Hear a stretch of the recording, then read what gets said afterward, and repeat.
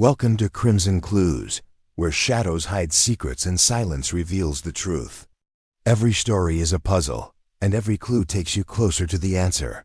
Subscribe now, join the hunt, and let the mystery begin. Seals and Ribbons, Chapter 1. On this Sunday afternoon in the height of summer, the village green of St. Mary-Me was in its best attire. White mares, like graceful mushrooms after rain, studded the emerald grass, while bunting flapped from the old oak trees. The air hummed with the cheerful banter of village life at its most convivial, and the annual charity fete was well underway. Sitting in the shade of the parish tent, Miss Jane Marple watched the well-known dance of village society while her knitting needles clicked rhythmically. Despite her advanced age, her pale blue eyes, which were as piercing as winter frost, did not miss any of the minor dramas that were taking place all around her. She was given the responsibility of folding the bid cards for the mystery hamper auction, the afternoon's main event. This innovative concept had captivated the hearts of St. Mary-Me's philanthropic spirit. "Do you think the bows look very well, Jane?" Lady Dolly Bantry came with the deliberate strides of someone used to planning village gatherings.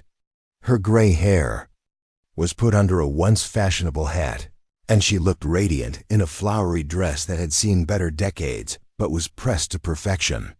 Glancing up from her bid cards, Miss Marple inspected the line of wicker hampers set out on the long trestle table. Every basket was tied with mathematical accuracy, topped with an embossed paper rosette that glinted in the afternoon sunshine, and ornamented with an identical blue silk bow. Miss Marple said, "They're pretty, Dolly," with the soft authority of someone who had spent 8 decades studying human nature. "Your bows are always so unique. Your signature touch is the bias-cut tails and the right-hand double loop." Lady Bantry grinned broadly. "Jane, you do notice everything. This morning, I tied everyone myself. For the blind auction, the committee believed it was imperative that every hamper have the same appearance. The thrill, after all, is in not knowing what treasures might be inside." It was a beautifully straightforward idea. Picnic baskets full of handmade treats, little presents, and surprises were donated by local families. Before being numbered and put up for anonymous bidding, each had been sealed with a gummed paper strip and embellished with a rosette and ceremonial bow. Until the official unsealing at 4 o'clock, the best bidders would claim their mystery hampers without knowing what was inside. Lady Bantry went on to say, "Miss Lovra has done excellent work with the seals," pointing to the stationer, who was moving about with a fishy importance. "A unique die is used to emboss each rosette, and the gummed strips guarantee complete integrity." Mavis Lovra walked over to their table with a tiny wooden box filled with her sealing supplies and extra rosettes in her arms. She was a middle-aged, thin, anxious woman with prematurely gray hair and the slightly nervous look of someone who, as treasurer of the committee, handled other people's money.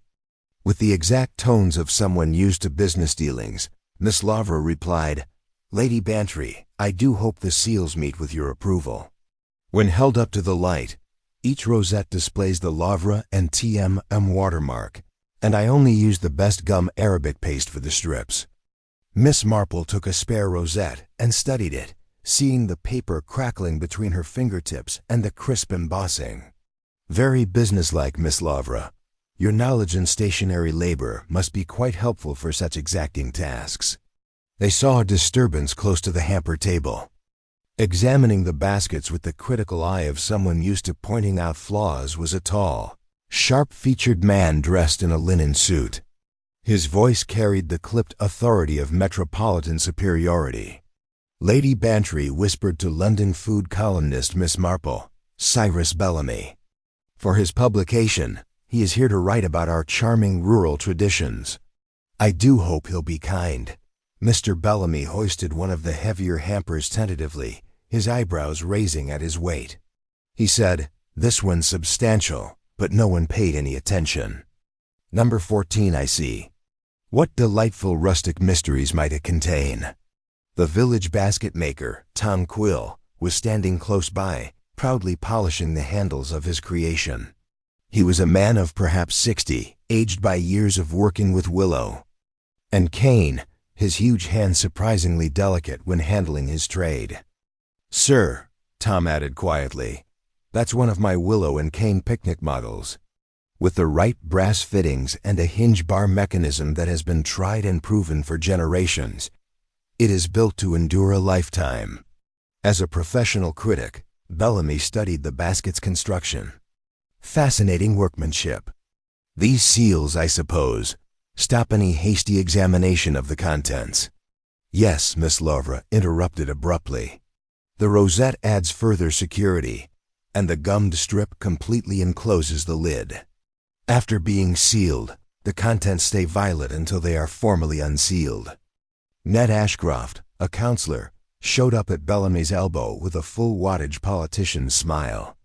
A man of ambitious mediocrity, he was constantly looking for ways to improve his position in the county society. With well-practiced bonhomie, Ashcroft said, "I do hope you'll mention our innovative approach to charitable fundraising in your column, Mr. Bellamy. St. Mary Me takes pride in fusing innovation with tradition." There was a sarcastic undertone to Bellamy's smile.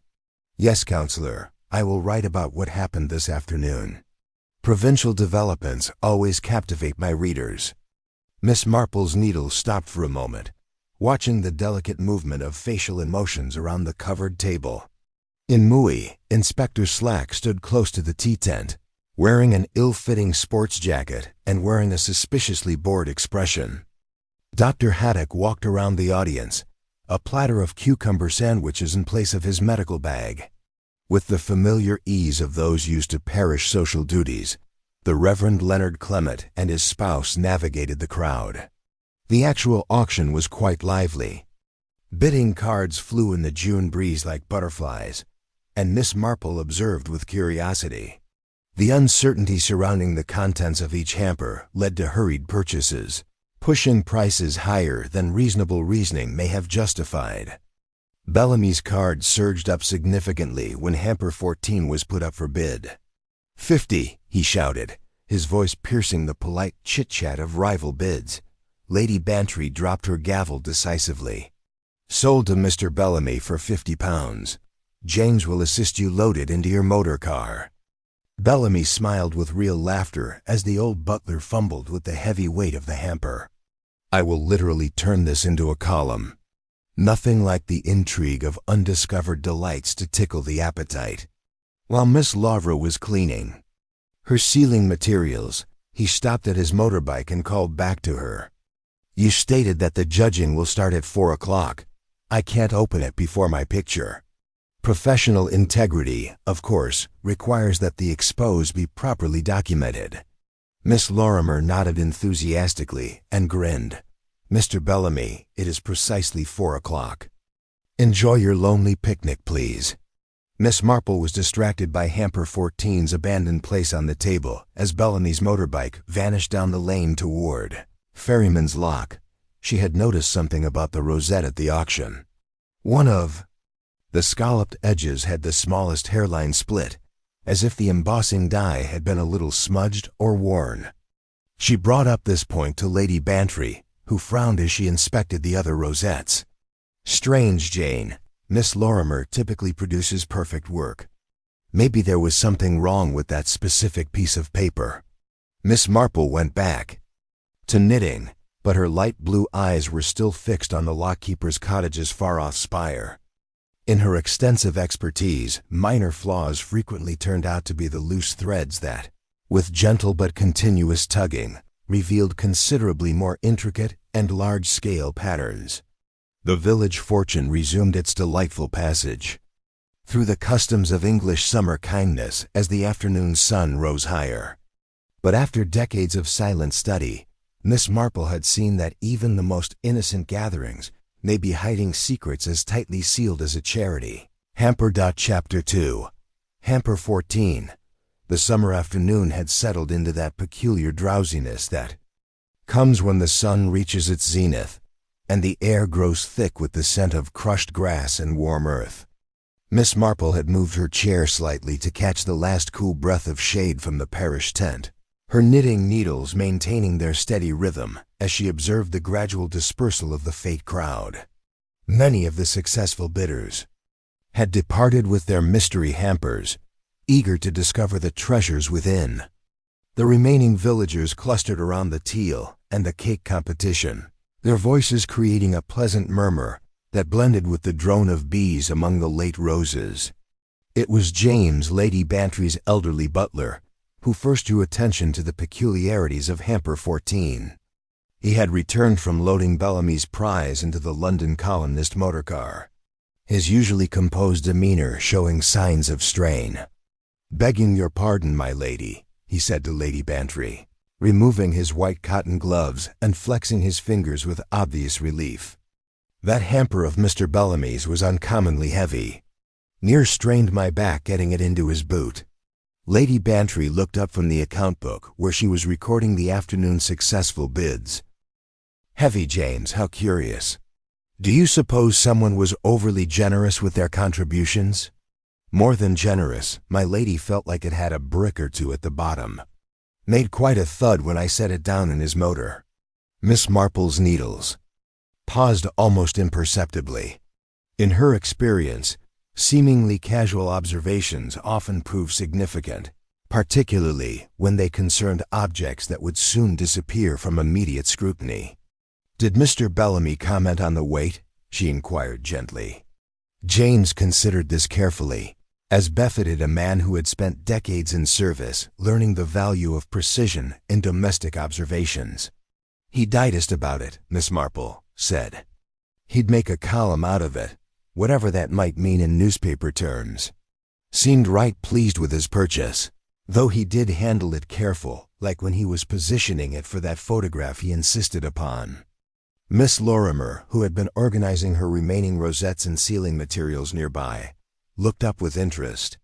"A photograph, how delightfully modern. I do hope he captures the craftsmanship of our seals.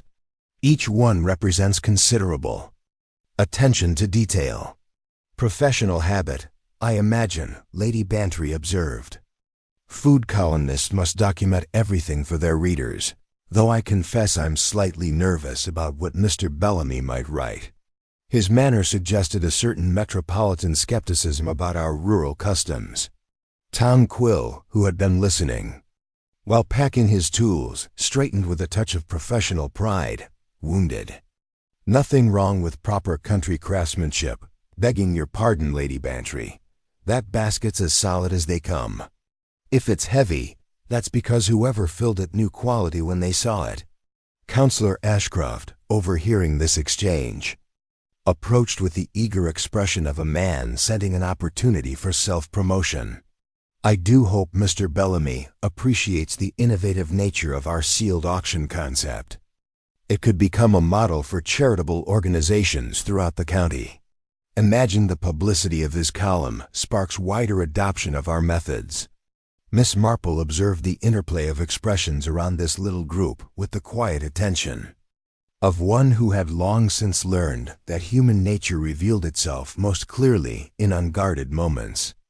There was Tom's honest craftsman's pride, Lady Bantry's hostess anxiety, Miss Lorimer's professional concern for her sealing work, and Ashcroft's transparent ambition. All perfectly natural reactions, yet something in the combination struck her as worth remembering.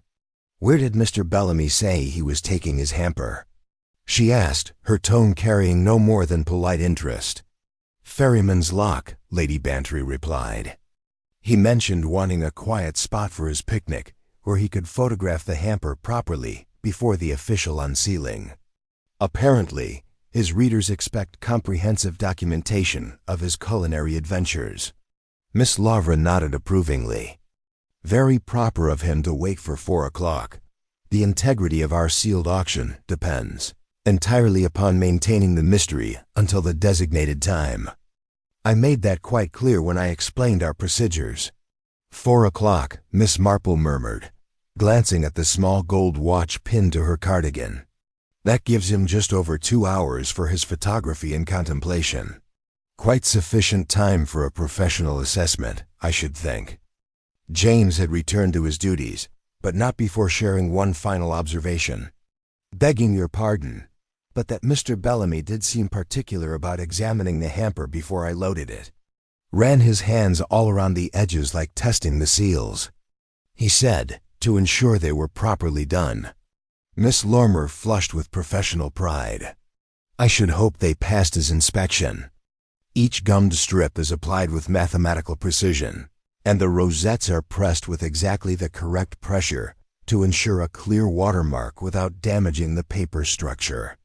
Most thorough, Miss Marple agreed, though her pale blue eyes held a thoughtful quality that suggested her mind was working along lines not immediately apparent to her companions.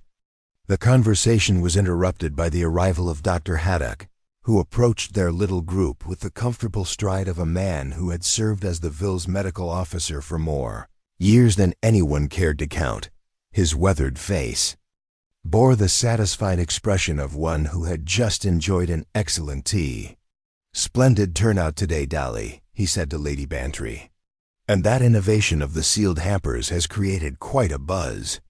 I've heard nothing but praise for the organization and execution."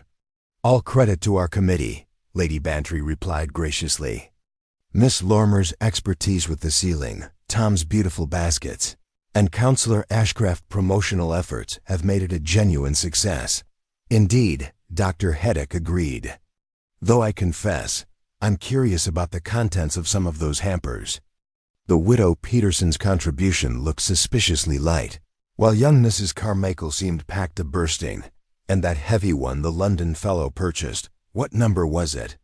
14, replied Miss Lavra promptly. Mr. Bellamy seemed quite pleased with his choice, despite the weight James mentioned. Dr. Haddock's medical training had taught him to notice physical details that others might miss. Heavy, was it? Odd thing for a picnic hamper. One would expect delicacies and treats, not ballast. Perhaps someone included a bottle or two of something substantial. "The mystery will be solved at 4 o'clock, Ashcroft said with the enthusiasm of one anticipating vindication of his promotional efforts. "I do hope Mr. Bellamy will share his findings with the committee. A professional food critic's assessment of our local contributions could prove invaluable for future events."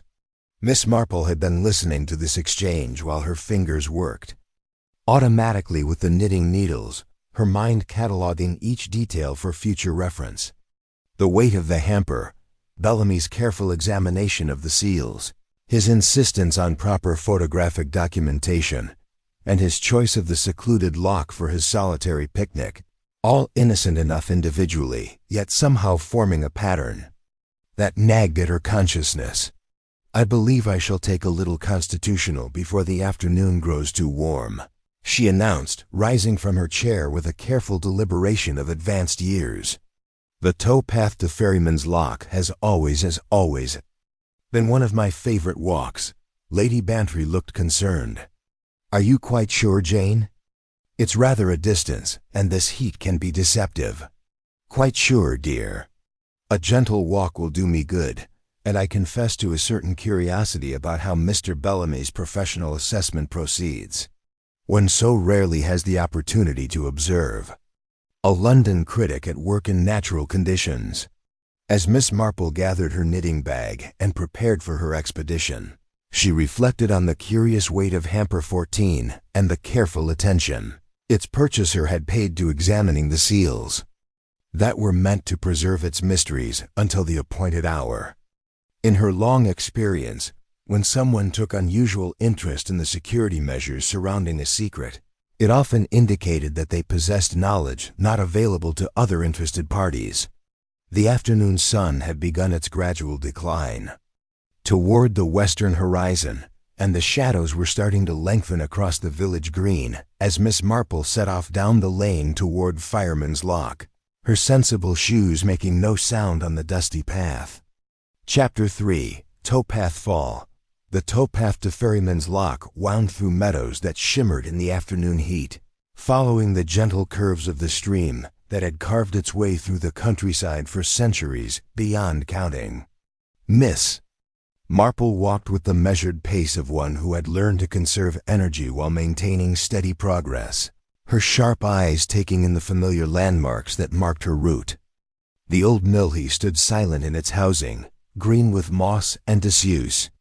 Beyond it the path narrowed as it approached the lock itself, where a low stone coping marked the boundary between the towpath and the deeper water that fed the ancient mechanism. It was a peaceful spot favored by anglers, and the occasional artist seeking inspiration from the interplay of light and shadow on moving water. As Miss Marple rounded the final bend, she expected to see Mr. Bellamy seated comfortably beside his hamper, perhaps making notes for his column or arranging his photographic equipment. Instead, she was greeted by a scene that made her quicken her step despite her years. Voices carried across the water, urgent, alarmed voices that spoke of crisis and confusion. A small group had gathered near the lock, and as Miss Marple drew closer, she could distinguish the figures of the lockkeeper and two young men who appeared to be day trippers, their fishing rods abandoned on the bank. "Here now, what's all this?"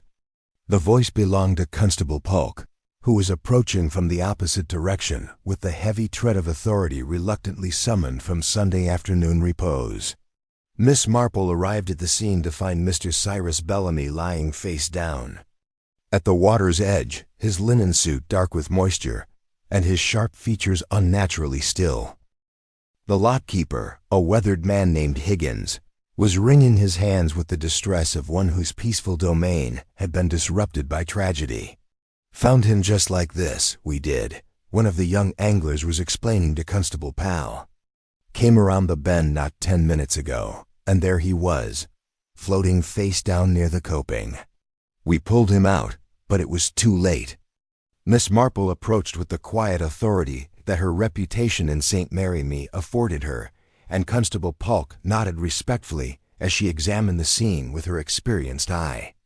Bellamy's head bore a single crescent-shaped bruise above his left temple, the mark dark against his pale skin. The injury appeared consistent with a sharp blow from something curved and unyielding, such as the low stone coping that ran along the water's edge. "Slippery clay on these stones," Higgins was explaining to anyone who would listen. "Been warning folks about it for years. One careless step in them leather-soled shoes and down you go. Seen it happen before, though not with such a tragic end." Miss Marple's attention, however, was drawn to something that struck her as remarkable given the circumstances. There, sitting peacefully on the grass some yards from the water's edge, was Hamper 14. The blue silk bow remained perfectly intact. The embossed rosette showed no sign of disturbance, and the gummed paper strip that sealed the lid appeared completely unbroken.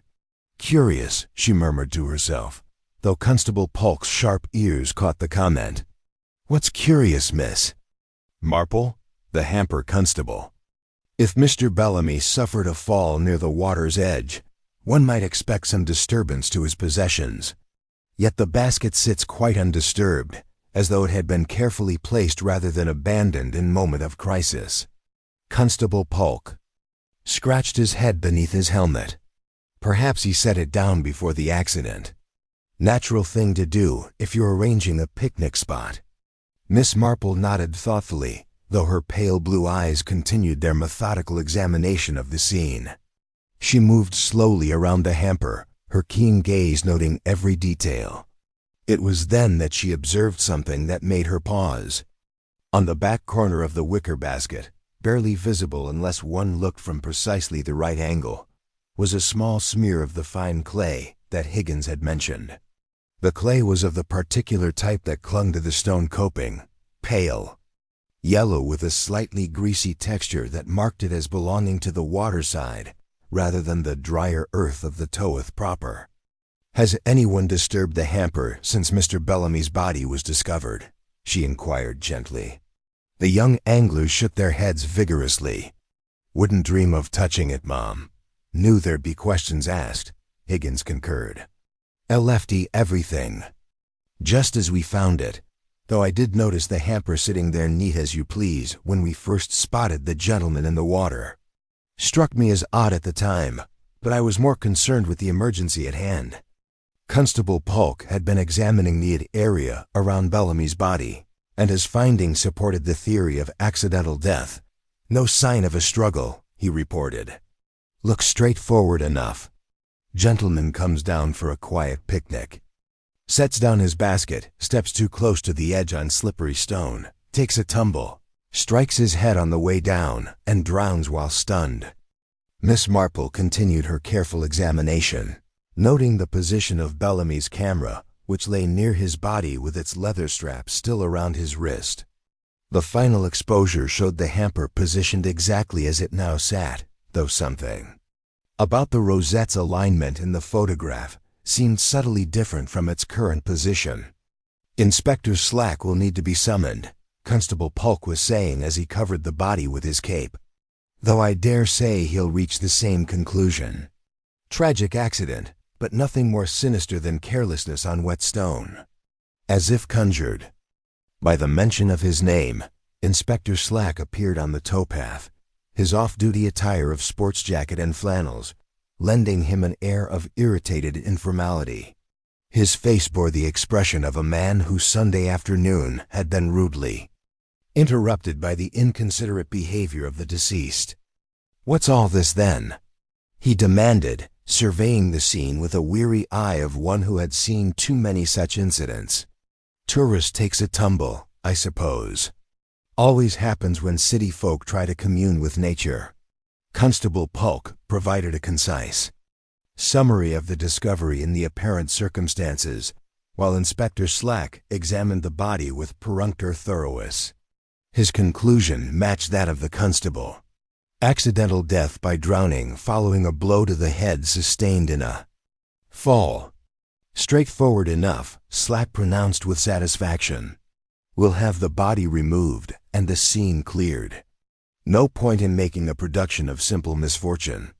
Miss Marple had remained silent during this official assessment, but as the inspector prepared to seal off the area pending the arrival of the coroner, she ventured a gentle observation. "Inspector, I wonder if I might draw your attention to a small detail that seems somewhat unusual." Slack turned with a barely concealed impatience of an official who had reached his conclusions and was eager to complete the necessary paperwork. "Yes, Miss Marple, the clay on the hamper's corner.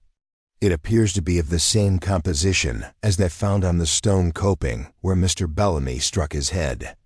Yet the basket sits well away from the water's edge on dry ground that shows no similar clay deposits." Inspector Slack glanced at the smear.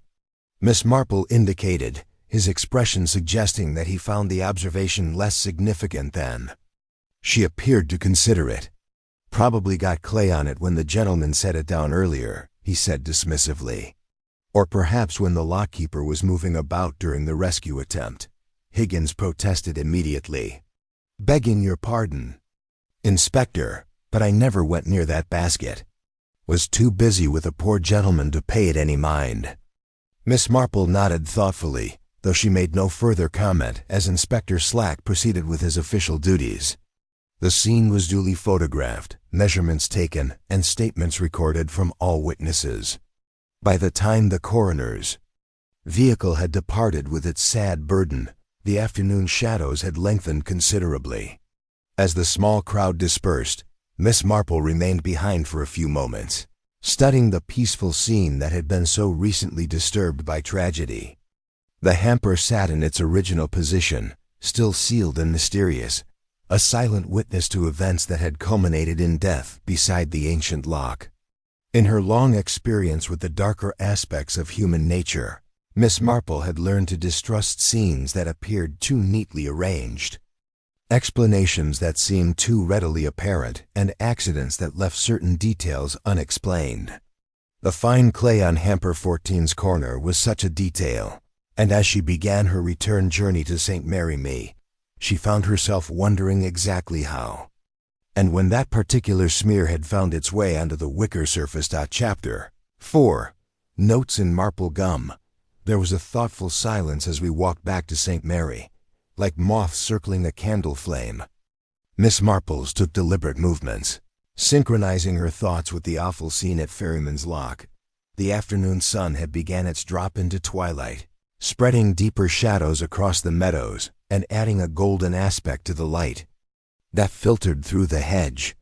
By the time she arrived to the village green, the charity's fate had started to gradually change from a busy community meeting to the peaceful fallout of a successful business venture. The buyers had claimed the majority of the hampers. The bunting hung in the quiet air a little less crisply, and the tea was being drained. Standing next to the parish tent, Lady Bantry oversaw the packing of unsold goods with the effectiveness of someone who had been managing village affairs for a long time. When she saw Miss Marple coming, her smile lit up, but when she saw her friend's serious appearance, worry soon overcame her joy. "Jane, you appear really serious. I sincerely hope your constitutional was a welcome change." Miss Marple hesitated, wondering how to break the bad news.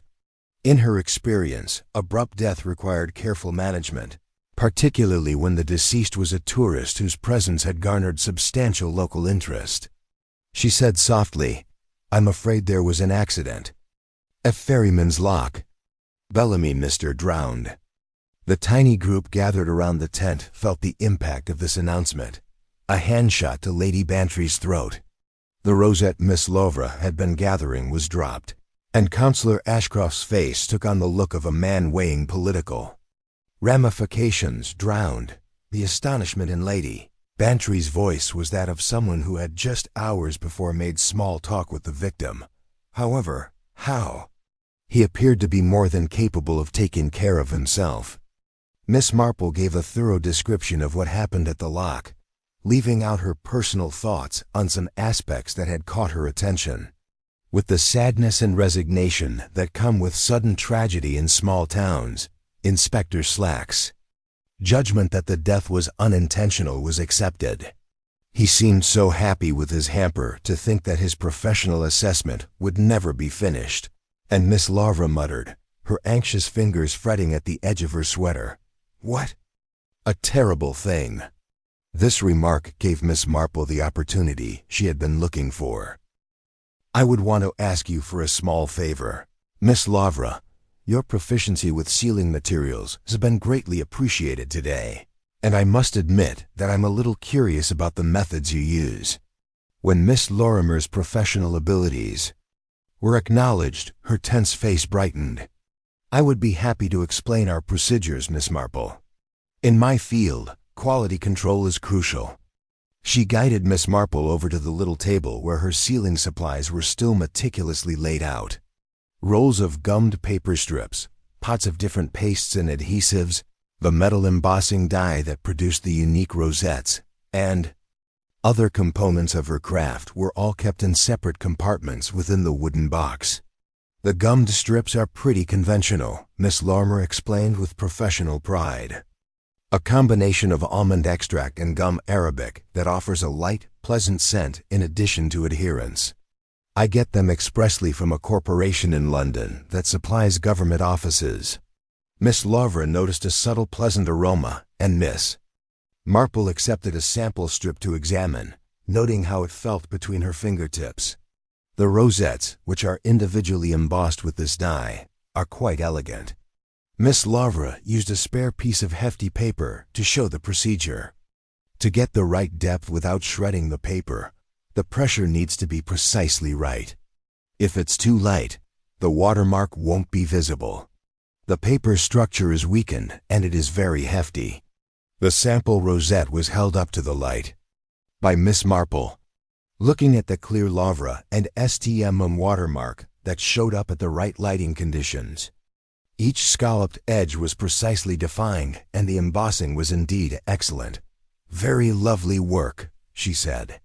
There, I saw that Lady Bantry had several extra rosettes in her box. Could I compare the quality? With the meticulous attention of a connoisseur, Miss Marple studied a few examples as Lady Bantry produced the box of unused rosettes. It was easy to see the difference.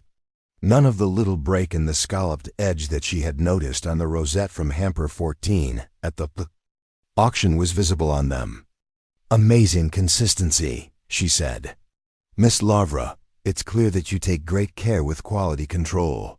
Miss Marple's fingers snagged on the wicker of the extra rosette box as she was returning the samples. One of the gummed strips had obviously dropped a tiny piece of dry adhesive. She palmed it quietly, her expression reflecting little of the interest this discovery had sparked. Counselor Ashcroft interjected with obvious worry for his advertising methods, saying, "I do hope the tragic events won't reflect poorly on our charitable efforts. Our creative auction idea was supposed to have been a major component of Mr. Bellamy's column." With the firmness of someone defending her organizational skills, Lady Bantry responded, "I'm sure Inspector Slack's investigation will confirm that the accident bears no relation to our FET activities. The disaster of poor Mr. Bellamy was merely a matter of dangerous footing and unfamiliar surroundings." Shortly after, Miss Marple excused herself, stating that she was tired from her afternoon walk, but instead of going straight home, she took a quick detour to her cottage garden, where she carefully examined the dried adhesive flake under the brighter light of her kitchen window. The piece was tiny, no bigger than a pinhead, but it had qualities that were important to her. A drop of water moistened its edge, giving it a characteristic pearlescent sheen that spoke of recent preparation rather than long-term storage. Additionally, the texture appeared to be less consistent than the sample Miss Laura had shown her, as if it had been applied under less than ideal circumstances. Miss Marple's extensive knowledge of the nuances of home life had taught her that the way chemicals behaved varied according to the situation in which they were used. Carefully applied fresh paste would set very differently than paste applied quickly or under time pressure. Instead of the painstaking accuracy that marked Miss Lorimer's shown approach, the tiny flakes suggested hurry. Miss Marple sat in her favorite chair by the window, knitting needles returning to their old beat as twilight shadows stretched across her garden, her thoughts processing the implications of the day's observations. The hairline break in its rosette. That wasn't present in the spare samples, the clay smudge on item 14, and now this piece of what seemed like hurriedly placed adhesive. Each could be explained by harmless circumstances on its own. Together, they created a pattern that hinted at a narrative far different from the terrible mishap that had satisfied Inspector Slack's inquiry. As the sun began to drop, Miss Marple thought of the wrapped hamper that had been sitting so quietly next to the tragic scene, its rosette untouched and its blue ribbon knotted precisely. She pictured seals that were supposed to keep secrets. Until the designated hour, heavy baskets that needed to be handled carefully, and expert food reviewers and their systematic methods of evaluation. She was especially struck by the iridescent border of the dried paste, which suggested that it had been applied recently rather than with care in the morning. And she pondered just when and how that specific piece had gotten into the wicker of an extra rosette box that was supposed to hold just unused supplies. The scent of roses from her garden filled the evening air, but Miss Marple was reminded instead of the faint aroma of gum arabic and almond that had pervaded Miss Loram's sealing paste. She wondered if that same unique scent had persisted around Hamper 14 during its enigmatic stay at Ferryman's Lock. 2 Rosettes. Chapter 5. The next morning came with the strange clarity that comes after a tragedy.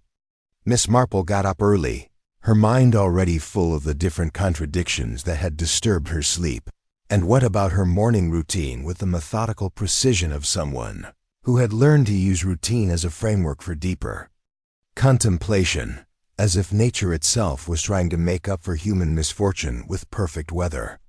She went to the village after breakfast, supposedly to buy writing paper at Miss Loram's stationery store, but really because she was becoming increasingly convinced that the events at Ferryman's Lock needed more inquiry. Situated on a prominent street corner, the storefront showcased neatly arranged pens, papers, and office supplies that had met St. Mary's correspondence needs for almost 20 years. Behind the counter, Miss Lavra was letting her anxious energy out by needlessly rearranging the inventory, which had been meticulously planned the day before. She greeted with the tenseness of someone whose sleep had been shattered by unwanted thoughts. "How kind of you to call, Miss Marple. Since the terrible news of yesterday, I have been unable to calm down. That sad Mr. Bellamy died so quickly after buying our hamper is heartbreaking." As she looked over the various documents and materials on exhibit, Miss Marple showed the proper amount of sympathy. "I'll admit that I've been unable to quit thinking about what happened that afternoon. Even when catastrophe seems completely unintentional, the human mind feels driven to look for trends and explanations." Amid the papers, Miss Lorimer's hands flitted uneasily. "Although I suppose one cannot help but wonder about the specifics." Inspector Slack appeared to be pretty comfortable with his conclusions. "It is of professional interest to know if our sealing held up well during Mr. Bellamy's handling and shipping of the hamper." This remark gave Miss Marple the opportunity she had been looking for. "It's true that your seals were remarkably intact. Even after the horrible events, I recall being amazed at how well kept they looked. Would you mind if I asked to see your rosette book? I'm interested to know what numbering scheme you used." Miss Lavra brought a big bound volume from beneath the counter, its pages packed with perforated rosettes in numerical sequence. There were several circles on each page, and Miss Marple could see where different numbers had been meticulously cut out to be used in the auction. Miss Lavra pointed to the appropriate page and explained that each rosette is numbered consecutively. The location where 14 was taken out from Mr. Bellamy's hamper is seen here. Miss Marple examined the sheet carefully, noting the tidy removal of rosette 14 and the precise tick mark that showed its use.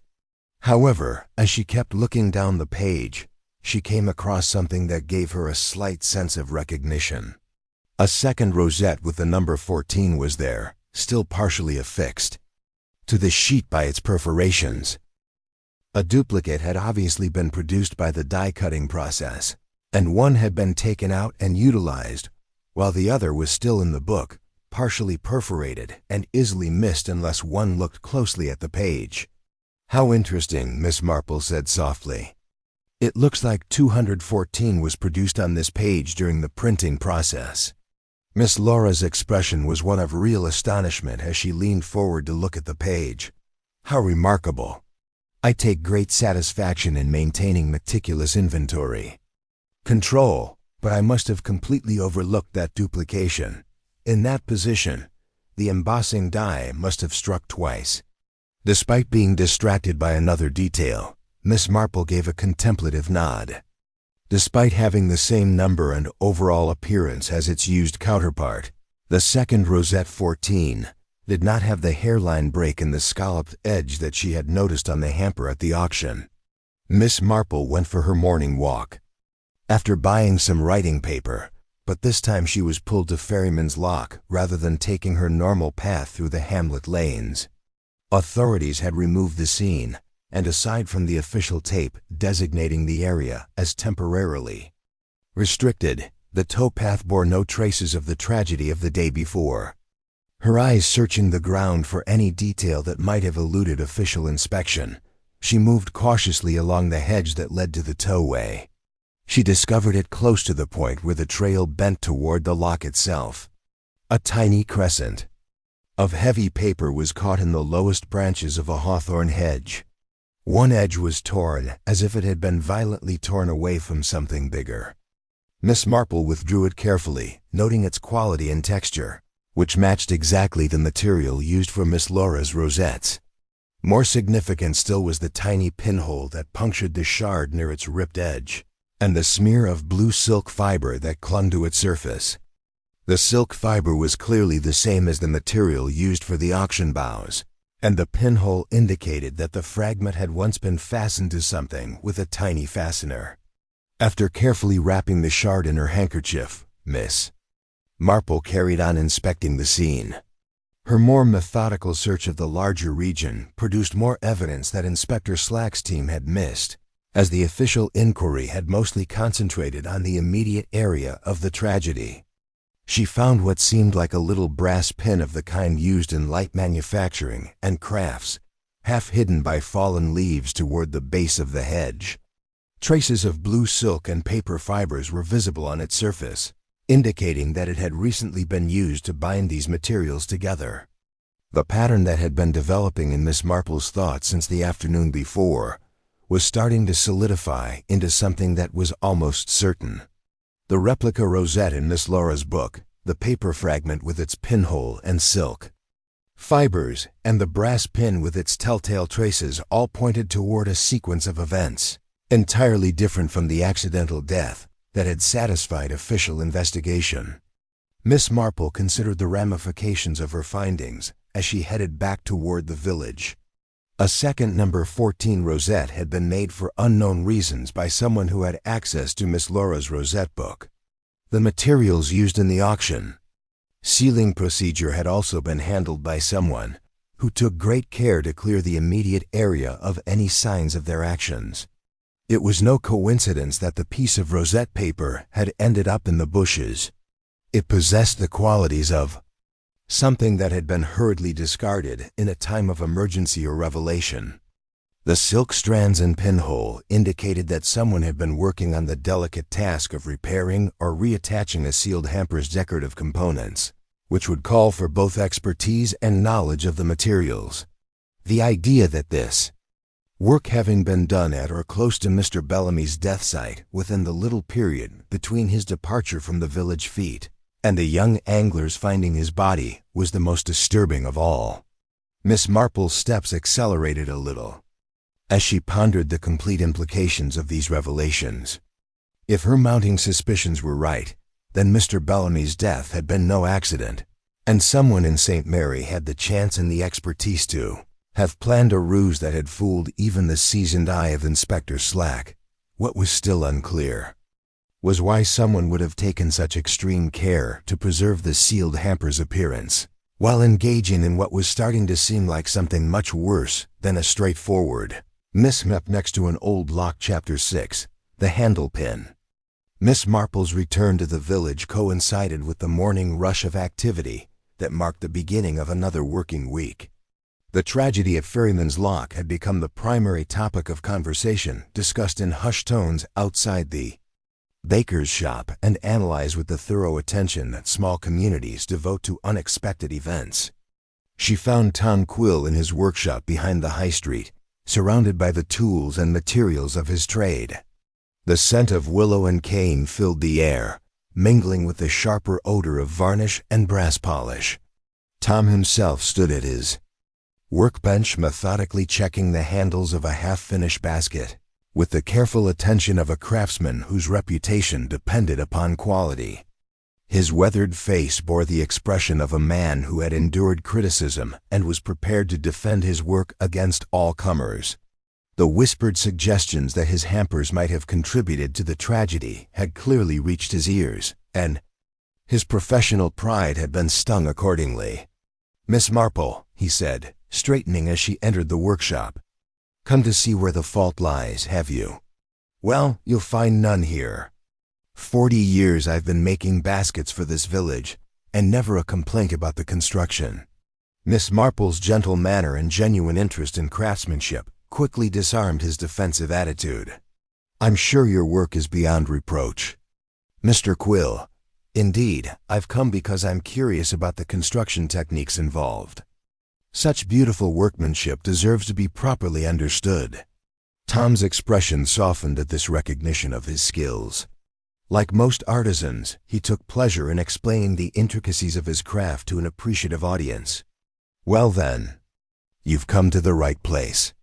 These willow and cane picnic models are built to last generations. See here." He lifted one of the completed hampers from his workbench, running his fingers along the woven sides with obvious pride. Every joint properly seated, every handle mounted with brass fittings that won't work loose. Miss Marple examined the basket with the attention of a connoisseur, noting the precision of the weaving and the quality of the metal work. "The handle construction appears particularly robust.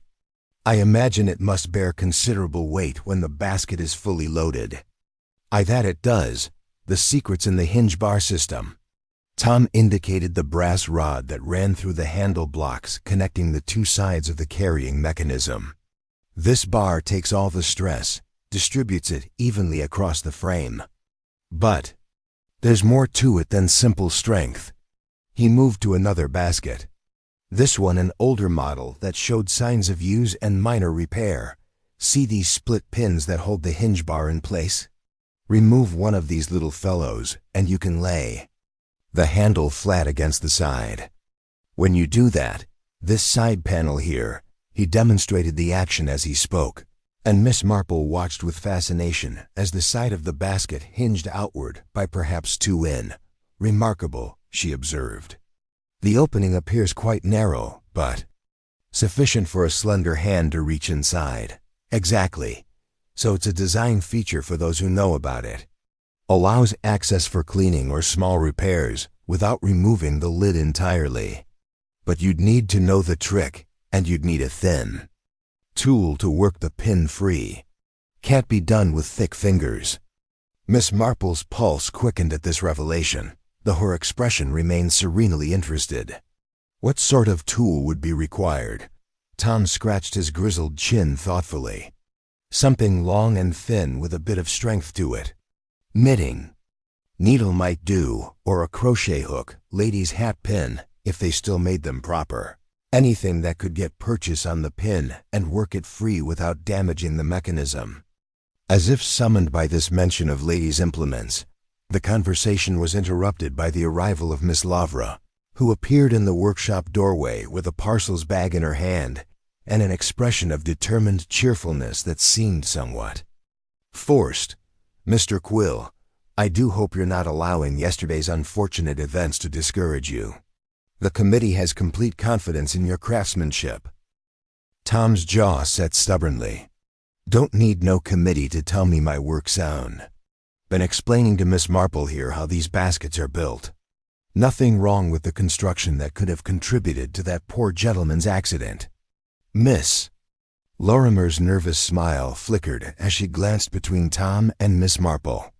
Of course not, though I confess I've been quite distressed by some of the gossip circulating in the village. People seem determined to find complications where none exist. Miss Marple observed the stationer's agitated manner with interest. Indeed. Tragedy often breeds speculation, though I must say, Mr. Quill's explanation of the basket construction has been most illuminating. Such ingenious craftsmanship, the way the side panel can be accessed without disturbing the lid seal. Miss Lorimer's bag shifted in her grip, and Miss Marple caught a glimpse of its contents. Spare rosettes, a small bottle that might have contained adhesive, and something that appeared to be made of bone or ivory. The last item was partially concealed, but its curved shape suggested the sort of tool that Tom had just described.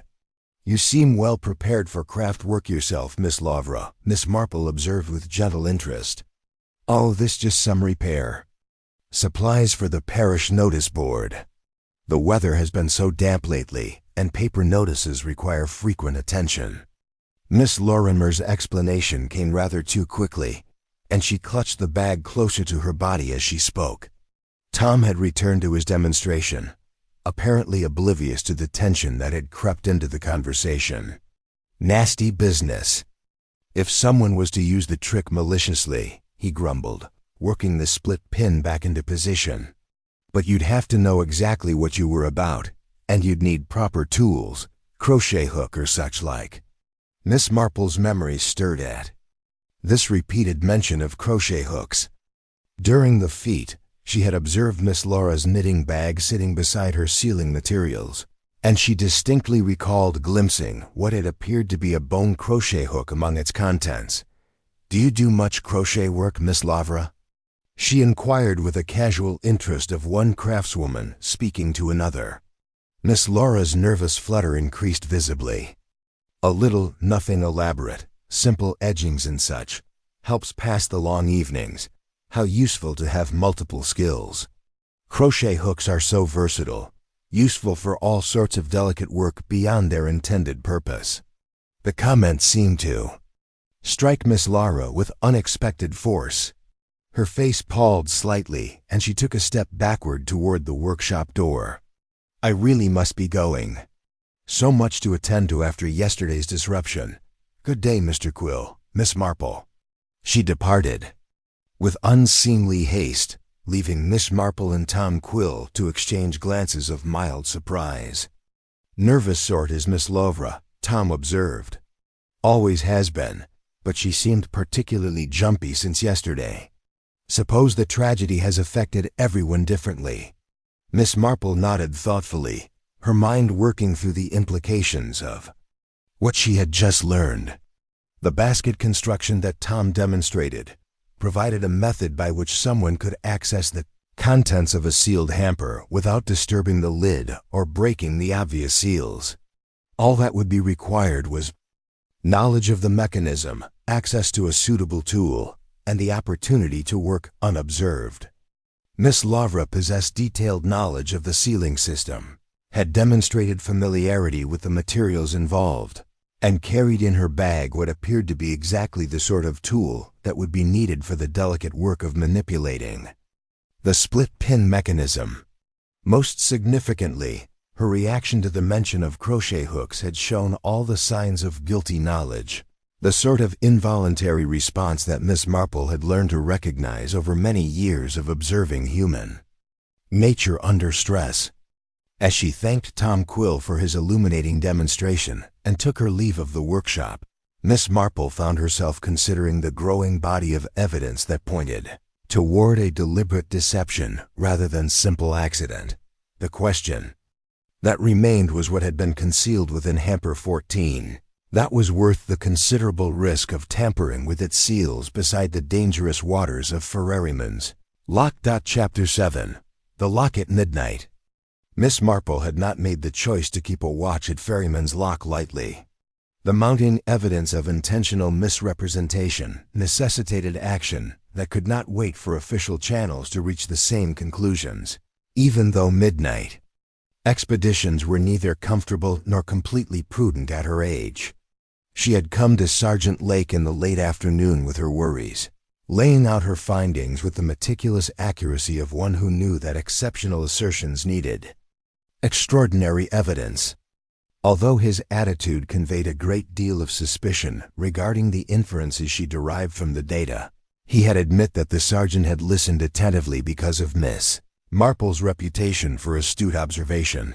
Mr. Bellamy had asked, "And you're implying that someone tampered with the hamper after his passing?" She went over the piece of paper and the brass pin she had found in the hedge.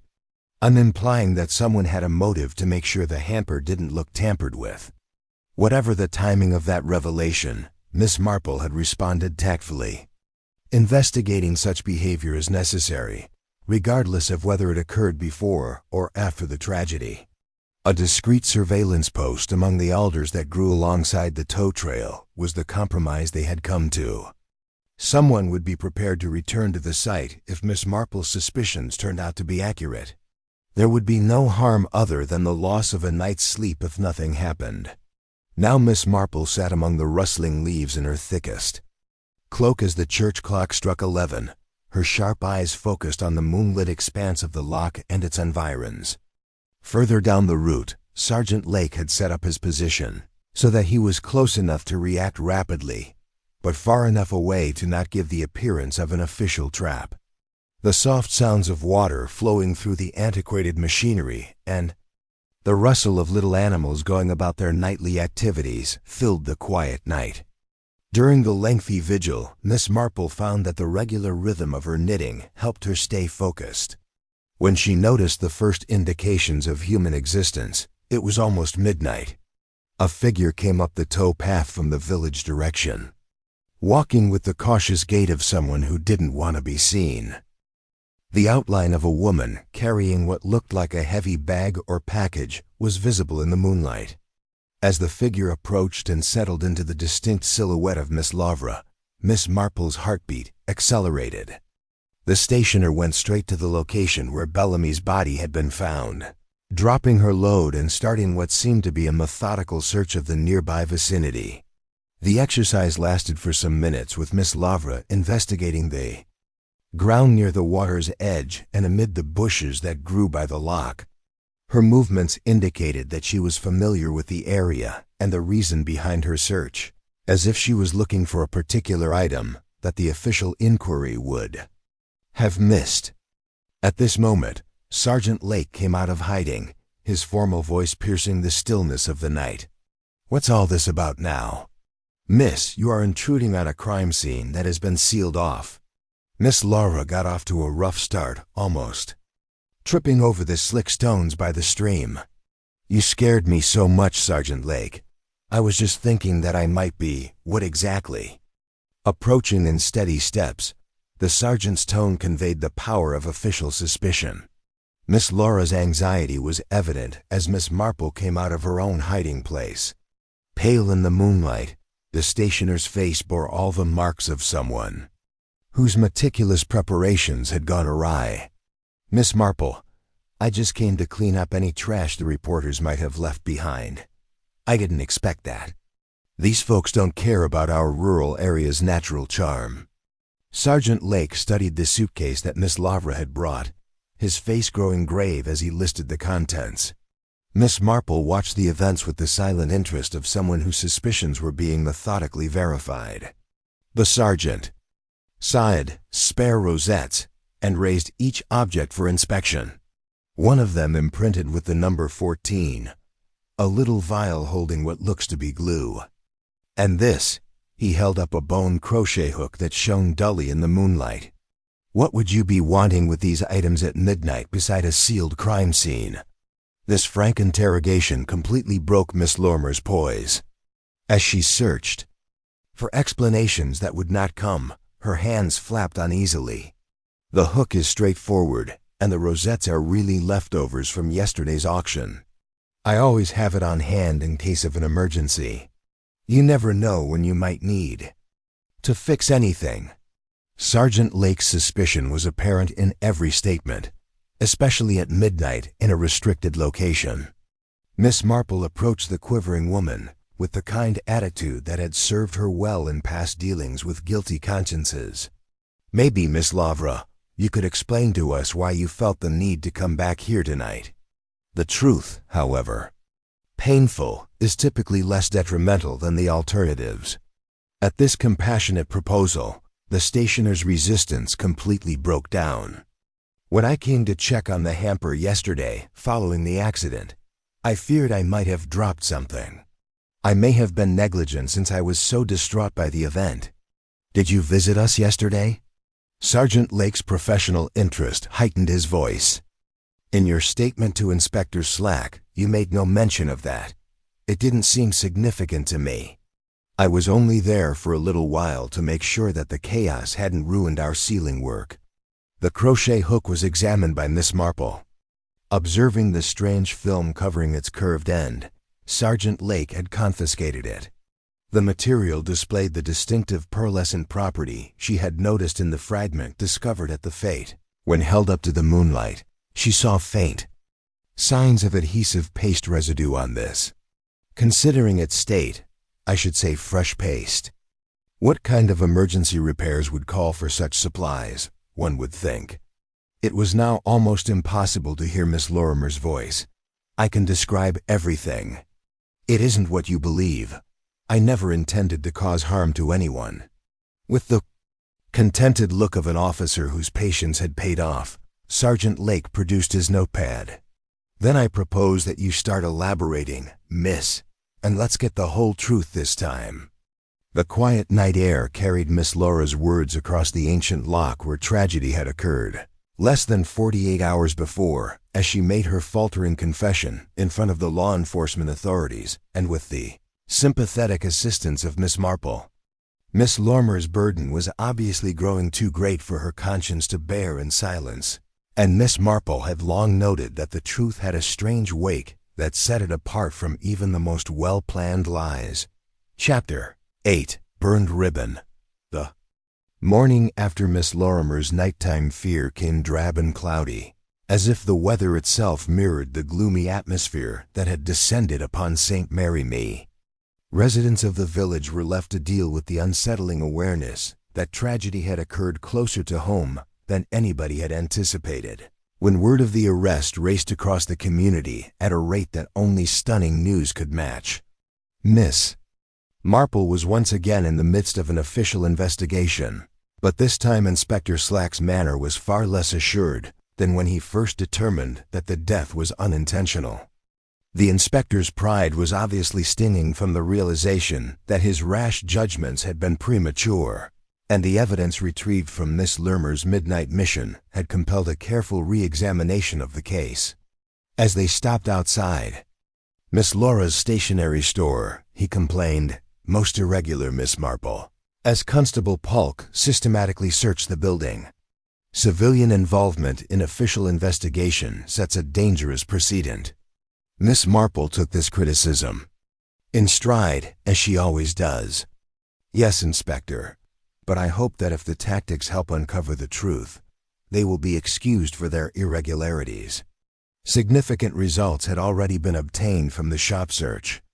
Investigators had found a number of objects in Miss Laura's tiny office behind the main shopping area that suggested attempts at concealment and premeditation. With a sad scowl on his weathered features and his medical bag in one hand, Dr. Haddock came out of the rear room. He told the gathered group, "I've finished my examination of the deceased. No indications of alcohol or poison in the system. As we suspected, death by drowning with a head injury consistent with striking the stone coping. The pattern of the bruises is exactly the same." Inspector Slack gave a satisfied nod. At least that aspect of our original assessment was correct. The man struck his head on the stones and drowned. The question is whether that contact was entirely accidental or the consequence of other circumstances, Miss Marple said gently. It was at this moment that Constable Polk arrived from the rear of the building, his face carrying the expression of a man who had made an unwelcome discovery.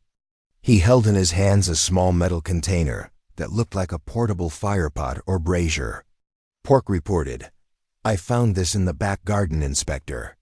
Based on its appearance, it has been utilized recently. Still some ashes in the bottom." Inspector Slack looked more closely at the container. "What sort of ashes, Constable?" Polk provided a tiny evidence package with multiple pieces of burned material within. "It's mostly paper, sir, but this too." He displayed a tiny piece of blue silk, its color still distinctly apparent despite the edges being charred by fire. The piece was maybe an inch long, and instead of the bias cuts Miss Marple had seen in Lady Bantry's bow work, the ends had been cut with the exact straight lines that define scissors. Miss Marple examined the item carefully and determined that it was silk ribbon. Blue silk cut straight across rather than on the bias. Tails were always completed with bias cuts on Lady Bantry's bows. Inspector Slack was aware of the importance of this revelation, and his face conveyed the growing understanding that the investigation was turning out to be far more complicated than he had first thought. Additional pieces of burned paper were found when the ashes were examined further. Some of these pieces had the distinctive shimmer of watermark material. Several pieces displayed parts of the characteristic Lavra and STMM branding that distinguished the rosettes used in the charity auction when held up to the light. "She's been burning evidence," Inspector Slack said grimly, concluding. "Silk ribbon and paper rosettes. What she was attempting to conceal is the question." Constable Polk's subsequent finding in Miss Laura's shop stove provided the solution to that query. He discovered the backing strip from a gummed seal and several additional pieces of the heavy paper used for rosettes among the chilly ashes of what had obviously been a recent fire. Miss Marple examined these remains with the intent focus of someone who recognized their importance. She noted that a gummed strip's backing would only come off if the strip were being reapplied. Normally, such waste material is not preserved. With the disgust of a man facing willful lie, Dr. Haddock, who had been listening to this conversation with increasing understanding, shook his head. "You're implying that Miss Laura went to great lengths to make the hamper look undisturbed after Bellamy passed away, and that she tampered with it." Although the exact order of events is still unknown, Miss Marple delicately responded, "The evidence certainly suggests careful preparation and subsequent concealment." Inspector Slack had been taking notes with the deliberate care of a man who understood that his first judgment had been shamefully lacking.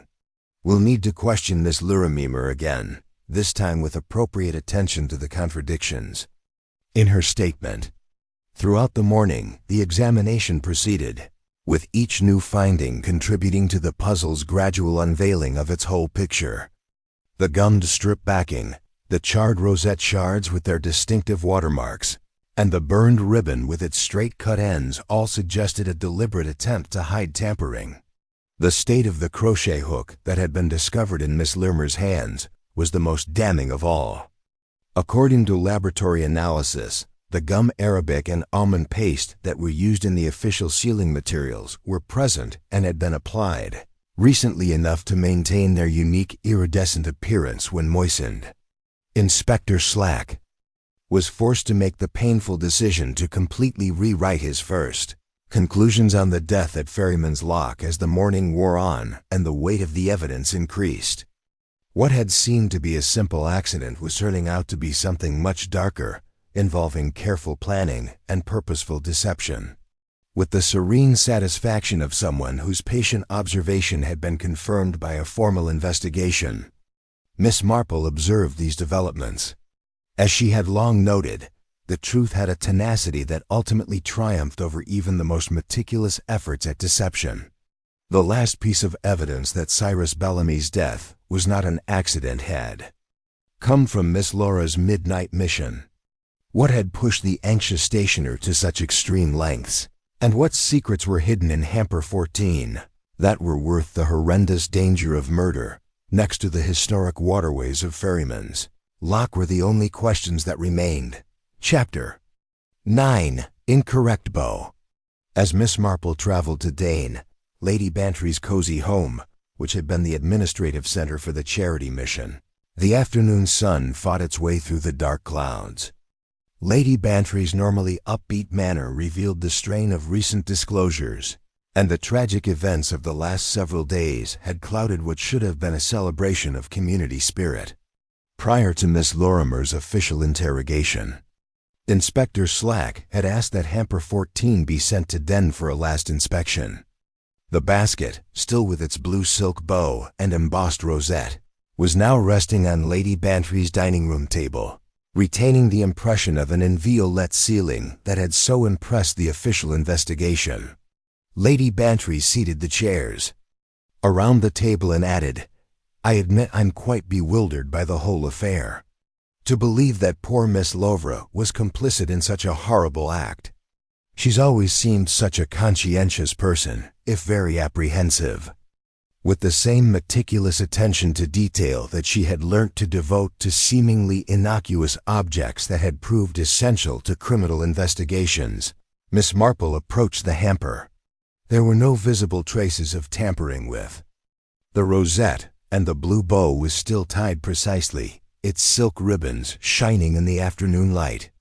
"Lady Bantry," she continued gently, "I wonder if you could look closely at the workmanship of this bow. You said in the fate that you had tied all the bows yourself, so I'm interested to know how you felt about this one." With the skillful eye of someone who had spent decades planning charity events, Lady Bantry leaned over the hamper. She examined him briefly but thoroughly, and her expression slowly shifted from one of bewilderment to one of something like indignation. "This is not my work," she declared with the assurance of a skilled craftsman identifying a poor replica. "The knot is completely incorrect. It is tied using the dominant left hand instead of the dominant right." With evident annoyance, she pointed to the ends of the ribbon and said, "And these tails? I always trim my bow tails on the bias for a more sophisticated look, cutting them straight across with scissors." Inspector Slack, who had been watching this inspection with increasing curiosity, bent forward to have a better look. "This evaluation, Lady Bantry, you're sure of?" "Definitely, Inspector. I have over 30 years of experience tying bows for charity events. Even in the dark, I can recognize my own work. Someone completely different, a left-handed person with no formal training in ornate finishing, tied this bow. Miss Marple gave a silent nod of approval. Miss Lorimer is left-handed, if I recall rightly. She was arranging her sealing supplies at the feet when I spotted it. Sure, Lady Bantry said, she is. She worked mirror-wise to my demonstrations for right-handed knitting, so we had a lot of trouble when I tried to teach her. I eventually abandoned the effort. No one in attendance was unaware of the consequences of this discovery. Additional proof that the hamper had been tampered with after leaving the official auction would have been presented if Miss Lavra, not Lady Bantry, had put the ribbon on hamper 14. As Miss Marple continued to examine the basket, Inspector Slack took thorough notes. Upon closer examination, the rosette revealed minor variations from the example she had seen in Miss Lorimer's store. Above all, it showed the tiny crack in one scalloped edge that had not been present in the unused rosettes in Lady Bantry's extra box. Miss Marple noted, "This rosette looks to be a replacement. The original bore no such imperfection when I observed it during the auction, but this one matches the condition of the duplicate number 14 that remained in Miss Laura's perforated book." The hamper was carefully inspected by Dr. the Haydock, who had come to offer medical advice for the investigation. He pointed out that there are indications the sealing strip had been taken off and put back on, instead of the meticulous application one would anticipate from the original sealing. The uneven adhesive pattern suggests haste. As the entire extent of the lie became apparent, Lady Bantry's sorrow became apparent. "You mean that after messing with the contents of this hamper, someone, Miss Lavra, purposefully resealed it? However, why? What might have been therein that warranted such complex deception?" The solution came from Inspector Slack, who produced a little canvas pouch that had been found during the morning search in Miss Laura's shop. In her office, we discovered something concealed under a loose board. Includes objects that seem to have been taken over the course of several months from different local residences. A variety of tiny goods, jewels, currency, and ornamental items that could vanish from homes without warning were all in the sack. Every item was wrapped with care, and a few had little paper tags that looked like they were written by Miss Lorimer. Inspector Slack grimly said that she has been using the charity auctions as a front to move stolen goods. The sealed hampers offered ideal cover for undetected item transportation. Her activities must have been discovered by Bellamy. As someone who was familiar with the psychology of crime, Miss Marple carefully examined the evidence. In this context, Miss Lorimer's anxiety over the fate assumes new meaning. When Mr. Bellamy bought the exact hamper she had selected for her illicit uses, she must have been very upset. She must have anticipated that her theft would be made public in front of the entire community when Dr. Haydock said he would take pictures of the unsealing process. This evidence painted a picture of a genuinely good person being driven to increasingly heinous actions out of desperation. It appears that Miss Lorimer supplemented her income through petty theft due to her financial difficulties, which were indicated by her anxious demeanor and meticulous attention to committee accounting. The wrapped hampers from the charity auction had offered the perfect way to transport stolen goods to accomplices or purchasers undetected. However, the entire operation had been in danger of being revealed due to Bellamy's professional interest in recording the unsealing procedure. With sad certainty, Miss Marple concluded, she followed him to Ferryman's Lock. There was an altercation when he found her messing with the hamper. In the battle, he collapsed and smacked his head on the stone coping. Inspector Slack gave a somber nod. Before the body was found, she took a lot of time and effort to make the incident seem unintentional by resealing the hamper and deleting any signs that she had stolen it. The entire misery of the situation became apparent as the afternoon shadows became longer. What had started out as financial desperation had progressed through theft, leading to attempted concealment and death. The same meticulousness that had made Miss Lorimer such a successful stationer and committee treasurer had also allowed her to devise a complex scheme that had come dangerously close to success. The essential proof that revealed the entire scheme had come from the wrong bull with its straight-cut tails and left-handed knot. The smallest details often betokened the biggest truths, as Miss Marple had often said, and Lady Bantry's keen sense of bow-tying had been crucial in exposing a murder that could otherwise have gone unnoticed under the cover of a tragic accident. Chapter 10. Basket Revealed. The village green of St. Mary-Me bore little resemblance to its festive appearance of just 3 days earlier. The bunting had been taken down, the mares folded away, and only the trampled grass remained as evidence of the charity fate that had ended so tragically. Now a smaller but more solemn gathering had assembled to witness the final resolution of the mystery that had shaken their quiet community. Miss Marple stood beside the trestle table where hamper 14 had been placed for its ultimate revelation. Around her the principal figures in the case had gathered at Inspector Slack's request. Lady Bantry with her face grave but determined, Tom Quill clutching his cap with obvious discomfort, Counselor Ashcraft pale and subdued, and the Reverend and Mrs. Clement providing moral support with their quiet presence. Dr. Haydock stood ready to provide professional consultation while Inspector Slack maintained the official dignity that he felt the occasion demanded. The morning sun cast long shadows across the green, lending a melancholy beauty to the scene where celebration had so recently turned to tragedy.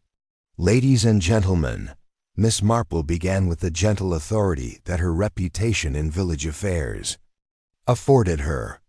I believe it is time to reveal the complete truth about the events that led to Mr. Bellamy's death at Ferryman's Lock. She approached the hamper with careful deliberation, her pale blue eyes taking in every detail of its deceptively innocent appearance. This basket has been the silent witness to a sequence of events that began with financial desperation and ended with tragic death. Inspector Slack stepped forward with his notebook ready. Miss Lavra has provided a full confession, but we felt the community deserved to understand exactly how the deception was accomplished. Miss Marple nodded graciously. Miss Lorimer's motive was threefold. First, she had been struggling with personal debts, which led her to borrow small amounts from the committee funds.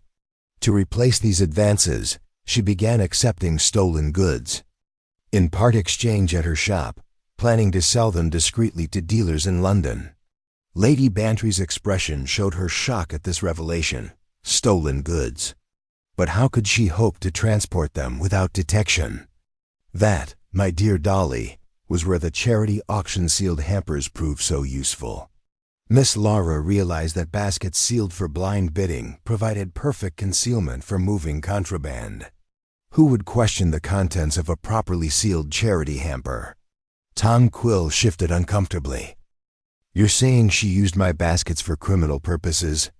Indeed, though your craftsmanship inadvertently made her scheme possible, your explanation of the split-pin mechanism showed exactly how someone with the proper knowledge and tools could access a hamper's contents without disturbing the lid seal. Miss Marple moved to demonstrate, producing the bone crochet hook that had been found in Miss Lorimer's possession. With this implement, she could work the split pin free, allowing the side panel to hinge outward just enough for a slender hand to reach inside. Counselor Ashcraft found his voice, though it trembled slightly. But why hamper 14 specifically? Because she had filled it herself with stolen items intended for a dealer in London. But when Mr. Bellamy purchased that particular hamper and announced his professional intention to photograph the unsealing process, Miss Lorimer faced exposure of her entire operation. Dr. Heddock nodded grimly. So she followed him to the lock to retrieve the contraband before he could discover it. Precisely. She used her knowledge of the basket construction to access the hidden pouch while Mr. Bellamy was arranging his photography. But he turned and caught her in the act.